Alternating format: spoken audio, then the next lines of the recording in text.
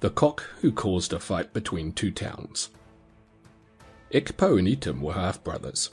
That is to say, they had the same mother, but different fathers. Their mother first of all had married a chief at Juketown when Ekpo was born, but after a time she got tired of him, and went to Old Town, where she married Ichqua and gave birth to Item. Both of the boys grew up and became very rich. Ekpo had a cock, of which he was very fond, and every day when Ekpo sat down to meals, the cock used to fly onto the table and feed also. Amaukwa, a native of Old Town, who was rather poor, was jealous of the two brothers, and made up his mind, if possible, to bring about a quarrel between them, although he pretended to be friends with both. One day, Ekpo, the elder brother, gave a big dinner, to which Item and many other people were invited. Amauka was also present. A very good dinner was laid for the guests, and plenty of palm wine was provided. When they had commenced to feed, the pet cock flew onto the table and began to feed off Item's plate. Item then told one of his servants to seize the cock and tie him up in the house until after the feast. So the servant carried the cock to Item's house and tied him up for safety. After much eating and drinking, Item returned home late at night with his friend Amaukwa, and just before they went to bed, Amaukwa saw Ekpo's cock tied up. So early in the morning, he went to Ekpo's house, who received him gladly. About 8 o'clock, when it was time for Ekpo to have his early morning meal, he noticed that his pet cock was missing. When he remarked upon its absence, Amauka told him that his brother had seized the cock the previous evening during the dinner and was going to kill it, just to see what Ekpo would do.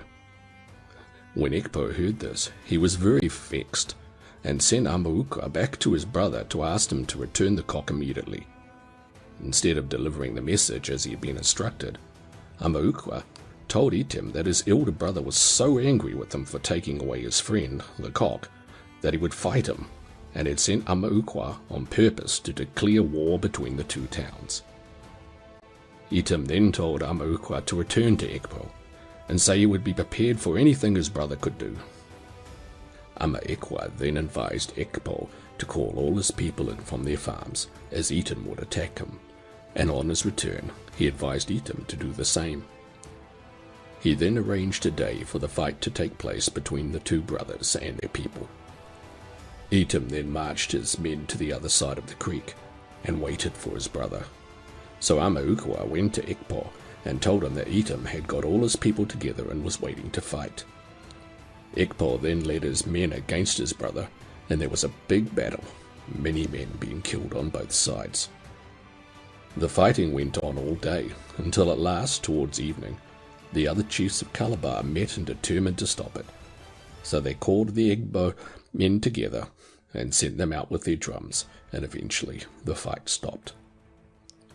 3 days later, a big palaver was held, when each of the brothers was told to state his case. When they had done so, it was found that Amaukwa had caused the quarrel, and the chiefs ordered that he should be killed. His father, who was a rich man, offered to give the Egbos 5,000 rods, 5 cows, and 7 slaves to redeem his son, but they decided to refuse his offer.